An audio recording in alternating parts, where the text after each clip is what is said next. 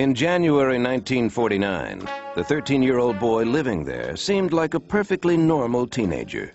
Attending school, concentrating on his studies, he was slightly built and unathletic, preferring to stay indoors listening to his favorite programs on the radio and playing board games. Suddenly, witnesses say, a series of unexplained events began. Scratching sounds erupted from the walls and the floors of the family's home. The boy's bed would shake, furniture would slide across the room, and dresser drawers would fly open. At first, his parents thought these strange occurrences were related to the boy's distress over the recent death of a favorite aunt. The aunt had schooled the boy in her beliefs about communicating with the dead. He had tried contacting her through a Ouija board. Perhaps they thought the strange events were messages from the dead. The parents turned first to their Lutheran minister for help, and later to doctors, but nothing worked. Then, deep scratches began appearing on the boy's body that witnesses said the boy could not have made. The minister suggested the family contact a Catholic priest. They went to St. James Church in Mount Rainier, Maryland, to meet Father Albert Hughes. Hughes agreed to visit the boy. Later, over dinner at the rectory, Hughes told fellow priest Frank Bober about the meeting. He said that the room would get extremely cold to the point that you would be shivering.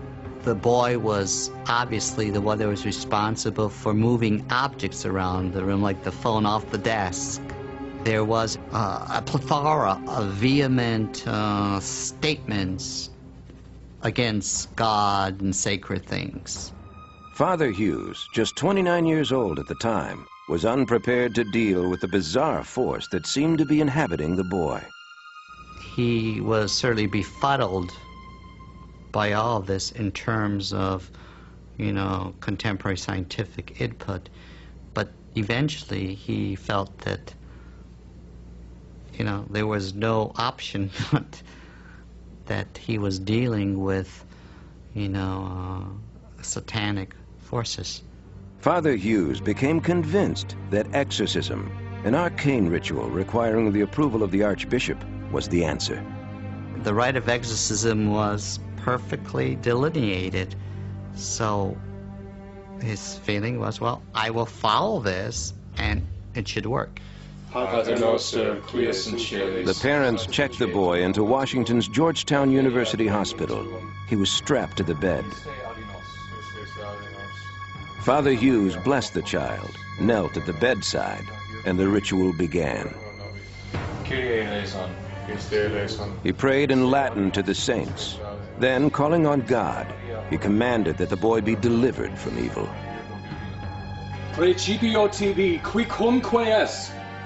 And the boy broke the strap and pulled out a spring and gashed Father Hughes's arm from the top to the wrist.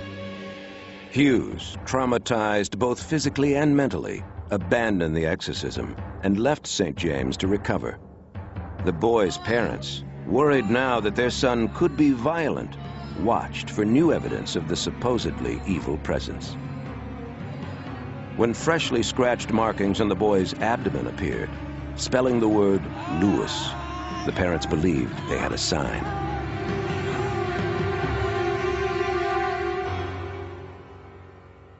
They had relatives in St. Louis, where the boy's late aunt had lived, and they went there for help. Within days, the parents asked a Jesuit priest at nearby St. Louis University to perform an exorcism. It was early March, 7 weeks into the boy's strange odyssey. The priest said before the Archbishop would approve the exorcism, doctors would have to rule out all physical and mental causes for the boy's behavior. The doctors claimed they did. The Archbishop chose the 52-year-old pastor of the university's church, Father William Bowdern, as the exorcist. Bowdern had the required qualifications according to his superior. He was pious, prudent, and mature of years, just as the exorcism ritual dictated. Bowdern asked a professor and fellow priest, Raymond Bishop, then 43 years old, to assist him. He also included Walter Halloran. I used to drive for Father Bowdern, and one evening just before supper he came up to me and he said, would you take me someplace tonight? And so I said, sure. A 26-year-old seminary student at the time, Father Halloran had no idea he was about to assist in an exorcism until Father Bowdern began the prayers in the home of the boy's relatives. And I was kneeling at the foot of the bed, leaning on the bed with my elbows, and the bed started going up and down. I guess I looked a little surprised because he stopped for a minute and just looked over and says, don't worry. So I went on with the prayers, and then I think the next thing that happened is that a bottle of holy water flew across the room. It was sitting on a bureau, and it went flying across the room, crashed into the wall.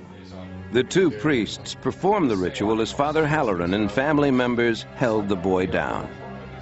Night after night, the priests tried to pin relics of saints on the boy and place a crucifix in his hand. They sprinkled holy water and repeatedly recited the prayers of the exorcism ritual. During the prayers of exorcism, the child would become real agitated and thrash around. Holy water would always bring a reaction from the little boy, you know, of anger, not wanting the holy water sprinkled on him and that sort of thing. The boy also showed extreme anger toward the priests, according to the author of The Exorcist, William Peter Blatty. The boy was able to spit copiously and prodigious distances with remarkable accuracy. He could spit across a room 20 to 25 feet and hit a priest in the eye, and apparently was unerring. There were a couple of times when the child would make statements about people that were present. He addressed one of the priests, who I think was only there once. And he said, I'm surprised to see you in hell. He says, how did you ever get down here? The ordeal usually ended well after midnight, and the boy would fall asleep. The priests recorded the night's events in a diary signed by all the witnesses, memory of what had occurred the night before. When the exorcism in St. Louis entered its third week, Father Bowdern suggested the boy should convert to Catholicism. You know what a sacrament is. The parents agreed, and the boy began to take religious instruction during the day in the rectory of the St. Louis University Church. Bowdern also decided to move the exorcism there. Ave Maria, gratia plena Dominus tecum. Now, closer to the church, the intensity of the boy's reactions increased. Bloody brandings again rose on his body in the form of words and figures. There would be arrows. I remember arrows. Another time the word hell appeared. It was very, very exact. You know, you didn't have to work your imagination to see what it was. But most of the time there'd be long welts that would go down his arms, down his legs, across his abdomen, and on his chest. One time, one of the spots looked something like the hooded drawings you have of the devil. In one account that was so vivid, Father Bowdern recounted in his diary that while he was speaking to the boy, he happened to glance down at his leg, and before his eyes was as though this was a two-pronged pitchfork, ran all the way down from his inner upper thigh down to about the ankle, drawing blood all the way down. The ritual explicitly prohibits dialogue with the demon, but directs the exorcist to demand answers to two questions. What is your name? And what is the day and hour you will depart? So you ask those, and then you pause for an answer. Sometimes an answer is given. Like one time the child responded Legion to what is your name. At other times, the boy, speaking in an unfamiliar voice, identified himself as Spite, or the devil. One night, the voice reportedly offered to prove that it was the devil. I will awaken the boy, it said, and he will be pleasant. The boy instantly awoke, and he was calm. Later, the voice said, I will wake him up, and he will be awful. The boy woke up in a cursing fit.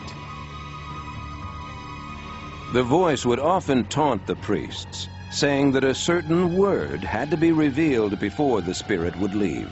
As closely as I can remember, these are the words: I will not go until he says a certain word, and I will not let him say the word. By now, according to Halloran, the battle for the boy's soul seemed endless. Night after night, the exorcist would order them to return to the rectory, repeat the ritual, and confront the forces of the unexplained. By April 1949, the teenage boy supposedly possessed by the devil had undergone almost 5 weeks of nightly exorcism rites. The boy's physical condition had weakened dramatically, and the priests feared that he was becoming dangerously ill. As a precaution, the exorcist decided to move the boy again, this time to the Alexian Brothers Catholic Hospital near St. Louis University. No one noticed when someone placed a statue of St. Michael the Archangel in the room. The exorcist intensified his efforts to convert the boy to Catholicism. He wanted him to accept communion. Every time Father Bowden would go to give him a host, then he'd start acting very wildly and have to be held.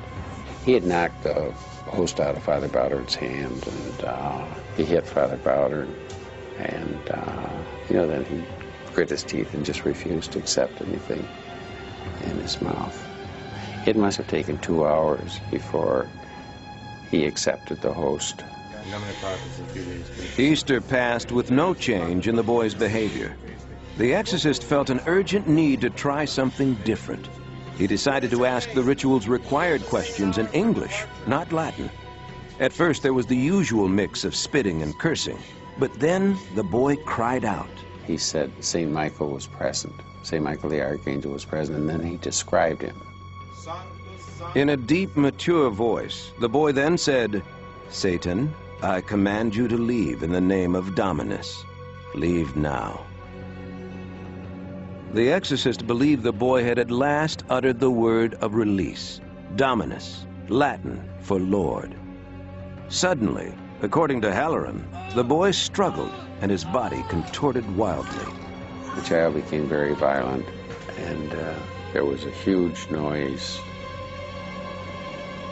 an explosion or report, and a very, very bright light in the sanctuary of the church, and that disappeared. The boy fell into a deep sleep. When he awoke, he said the ordeal was over. He told of dreaming of a beautiful angel who carried a fiery sword and conquered demons. Then he fell back asleep. When the boy awoke again, all memories of his exorcism had vanished. The boy and his family returned to Maryland and converted to Catholicism. For nearly 5 decades, witnesses have protected his identity. Now, in his 60s, they say he has lived a rather ordinary life. He named his son Michael. Did an evil spirit possess the boy? Did a medieval ritual free a child from the grasp of Satan? Father Bowden, now deceased, confirmed the exorcism in a letter to author William Peter Blatty. He said, I can tell you one thing. The case that I was involved in was the real thing. I had no doubt about it then. I have no doubt about it now. The fact that the exorcism was successful is it shows that the power of God is certainly stronger than the power of the devil. Skeptics dismiss Halloran's claim. Their explanations for the boy's actions do not include the devil. A professor at the University of California, Los Angeles, Henry Kelly, a former Jesuit seminarian, says he believes the boy's so-called possessed behavior was brought on by the exorcism ritual itself. As soon as he began the rite of exorcism, then the symptoms of possession began. And I conclude from this that the very rite of exorcism caused the symptoms of possession. This is a phenomenon that has happened in the past, that suggestion brings the symptoms on, and suggestion cures the symptoms. Blatty, however, says Father Bowdern tested that theory. The exorcist would attempt to trick the boy, and instead of reading the ritual in Latin, they would read Caesar's Gallic Wars to see what the response would be, and there would be a fiendish, demonic response. Never happened. Others speculate that the boy and his aunt had an inappropriate physical relationship, and her death triggered his condition. Jesuit priest Francis Cleary, a professor of theology at St. Louis University, contends the exorcism is a story of incest and psychological dysfunction, not possession. It would seem to me, from what I have read and encountered, that we're dealing with the case of a boy who has just moved into puberty, who may well have had a prehistory of incestuous encounters with his aunt. It would be a mistake to take that experience of psychological sickness, disease, and paranormal phenomena, and without justification throw that into a religious context. Leave religion out of it. It doesn't belong here. Psychiatrist Dr. David Baer says new research about brain disorders may provide medical explanations for the boy's so-called possession. The brain is The brain is a combination of electrical circuits and chemical systems. The way one brain cell signals another, in most cases, is by releasing a chemical. So abnormal chemicals in the brain can produce unusual states, changes in behavior, a sense of possession. Dr. Baer says the boy may have suffered from temporal lobe epilepsy. Temporal lobe epilepsy can be caused by things like infections, encephalitis, an infection of the brain, and that can be temporary. Temporal lobe seizures often begin in puberty. Baer thinks seizures in the temporal lobe, which is connected to what's known as the autonomic nervous system, may also explain the skin welts. And he's skeptical about the accounts of words spelled out on the boy's body. And I do wonder, in the case of this young boy, whether some of the people who observed the welts and the changes in his skin added their own interpretation of what they saw. Halloran believes the welts, like the boy's so-called possession, were real and cannot be explained by modern science. I think that anyone could suffer possession. And I think it's basically because of the power that Satan has, and then also inherent weaknesses that we have. My own feeling is that this particular case was an authentic case of possession, whatever that is, and that the boy had lucid moments in which he was not under that influence, but during which he did what this psychic, he vamped. Here were priests all around him, conducting this grand and formal, impressive rite of exorcism, witnesses in the room. I'm guessing that he just played along for a portion of it, but that other than these spells, he was in the grip of something inexplicable. Neither mental illness nor neurological disease can possibly explain the accounts of the shaking bed or the flying drawers. Were the 48 priests, doctors, and family members mistaken when they attested to the otherworldly events they witnessed? Skeptics say yes, and argue that the roots of the boy's behavior are in his brain. Believers say the true cause stares at us from the molten depths of the unexplained. Evil, for those who believe, makes its mark in many ways. Exorcists supposedly can banish a single devil or banish dozens of demons from a single person. For many Pentecostal Christians, the hushed tones of what they call deliverance wrenches the demons from their unwilling host while launching a believer on a journey through the unexplained. In September 1990, 25-year-old Ellen Carney moved from Hartford, Connecticut to Pasadena, California, and enrolled in graduate school at Fuller Theological Seminary. Ellen felt a new life beginning for her. Stricken at birth by a severe muscle disease, she had survived a troubled childhood with a mother whom Ellen alleges sexually abused her. As a teenager, her mother committed her to a hospital for people with physical disabilities. There, feeling abandoned, Ellen turned to drugs, heavy metal rock music, and the occult. Then a friend gave her a Bible and invited her to attend a local Pentecostal church service. For the first time in her life, Ellen says she felt a personal relationship with God and became a born-again Christian. Now, at Fuller, she hoped to deepen her faith, but her new life took on an ominous edge. She says strange things began to happen. Her bed would shake so violently it would awaken her. There was all sorts of strange phenomena, lights going on and off, things moving around. I was experiencing strange happenings, like almost being hit by a car 3 times in the same week, and voices in my head that I knew weren't my own thoughts. I would get this enormous burst of loud, sort of antagonistic voices saying negative things about me. Just a lot of strange things that I couldn't explain, and that scared me.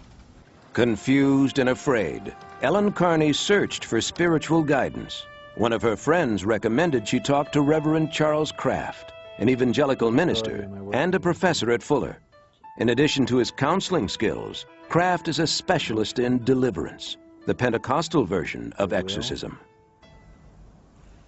I want all spirits out of mind, emotions, and will, in the name of Jesus Christ. During a deliverance, Reverend Kraft says he addresses each demon, naming it by its function, before he casts it out. Spirit of doubt, what does this do to you? She's getting stronger. She's getting stronger. That's bad news for you, huh? I'll give you to the count of 3, and after that the angels come after you with their swords. 1, 2, 3. Ellen knew Kraft practiced deliverance, but she doubted she could be possessed by demons. When I went to see him, I had no idea what I would say. I just went because I thought I had no other choice. In their first 2 meetings, Reverend Kraft and Carney discussed her troubled past. By the 3rd session, Kraft had determined she was demonized. Having demons sort of feels like being slimed. It just feels like being covered in some kind of muck or just being mired down. It's just a really dirty feeling. Kraft asked Ellen if he could challenge her demons. She agreed. Next, Chuck asked me to close my eyes, and he directly addressed the demons in me. All of a sudden, the demon turns up, and you're talking to a demon instead of to Ellen. When the demon spoke, Ellen believed for the first time that evil spirits lived inside her. The demons answered to specific names: fear, depression, death. When Kraft asked who was in charge, he says the demon of death answered. Lord, keep me safe and open. Carney documented the deliverance in her diary. Death did most of the talking and had a much stronger feel and attitude.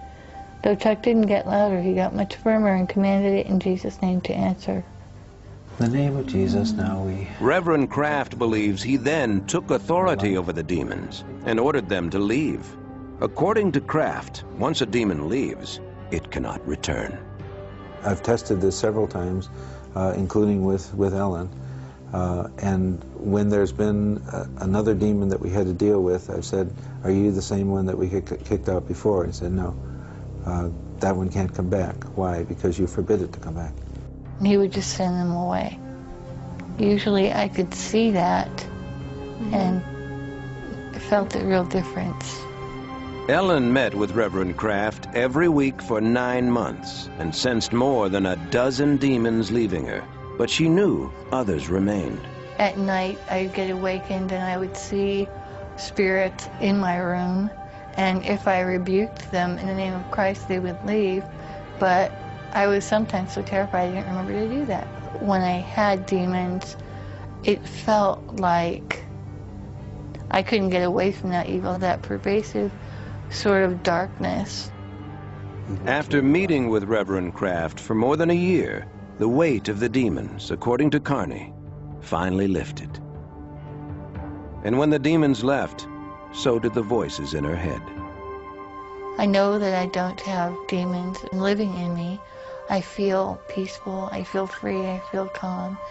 And I also feel whole in the sense of being one person together. I have my life, I know my memories, my life makes sense now.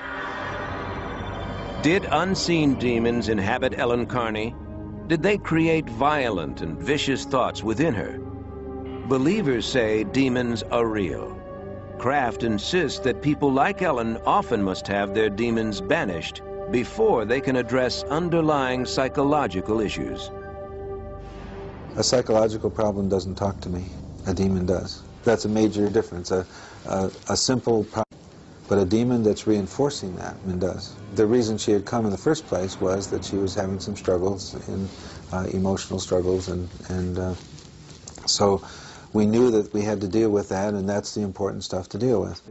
Kraft, however, has no professional training in psychology. And in fact, modern science and all psychological theory hold that demons do not exist. The psychological community overwhelmingly agrees that demons are just another name for a troubled psyche. There's no scientific evidence for demons at all, and I personally don't believe they exist. And it's really just a name that people are putting on it. And, you know, I mean, it's no different from my saying, well, I think all your hang-ups are caused by a large green buzzard named Fred who's right behind my back. I mean, do you believe he's there? Beierstein says that in cases like Carney's, perception can be easily distorted. Extreme stress can change brain chemistry. Under those conditions, perception and reality can diverge. And that individual has no way of telling whether it's something going on out there in the real world and being sent up via the sensory pathways, or whether it's something going on in the theater of their own minds. Ellen's feeling of possession, according to Beierstein, could also be linked to her strong beliefs in a demon-filled religion. When somebody has urges that they don't understand and feelings that they don't understand, and it's a label they can grasp, and that label brings with it a whole lot of other baggage that causes people to expect certain things to happen. Some psychologists would say that all this was explainable psychologically, but then I would have to say to them that there's no way I could have caused the external manifestations that happened around me. How do you explain your bed moving? How do you explain things in your house moving? Scientists would argue that Carney only thought her bed moved. They would suggest that her brain played tricks on her. Believers would say the tricks are part of a deadly game played by demonic agents from the unexplained. Exorcism relies on the shrouded mysteries and candlelit rituals of religion. Traditional psychotherapy derives from rational, secular analysis. Despite these vast differences, some therapists have embraced exorcism, adding a mystical adjunct to their therapeutic regimen and entering the world of the unexplained.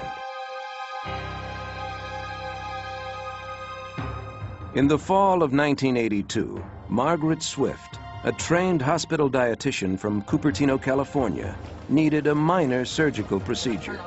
Margaret recalls she was in otherwise perfect health when she entered the hospital. But when she returned home the next day, she felt new and unexplained symptoms. Oh, well, the symptoms were immediately. After I got home, my legs were heavy, my feet were heavy. It was hard to walk. I seemed to be eating normally, but in 3 days' time, I lost 15 pounds. In 2 weeks, Margaret returned to see her surgeon. He said her symptoms had nothing to do with the surgery and referred her to a specialist who ordered a battery of tests, none of which showed anything abnormal. It was very frustrating, wondering if they ever were going to find something wrong and would it be a terminal illness of some nature. Weeks passed, then months. With doctors unable to treat Margaret's strange exhaustion, she qualified for medical disability. After 6 years, Margaret became curious about an alternative therapy and read The Unquiet Dead by California psychologist Edith Fiore. The book described Fiore's belief that some people afflicted with mysterious diseases may actually be possessed by spirits of the dead. Fiore, who says she has performed exorcisms on hundreds of patients, theorizes that the spirits usually enter humans at cemeteries and hospitals where lost souls linger. Margaret noticed a similarity between her illness and those described in Fiore's book. She was skeptical that hypnotism could remove spirits of the dead, but desperate to find a cure, she made an appointment with Fiore. All right, have you ever been hypnotized before, Margaret? No, I haven't been. Fiore considered the strange symptoms Margaret presented: intermittent disorientation, and worst of all, the nagging heaviness in her legs. The psychologist immediately linked Margaret's past hospitalization to spirit possession. Fiore and Swift agreed to recreate the earlier exorcism. Fiore then began what she called the depossession process by putting Margaret under hypnosis and addressing the spirit directly. Your name isn't Margaret. When you go into the spirit world, you're going to be in a perfect body of your own. So you don't need to be in Margaret's body. Go in the name of the Father and the Son, Jesus Christ.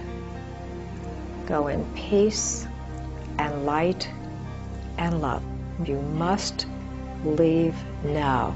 It was like a balloon bursting or something, and it seemed to leave through the solar plexus.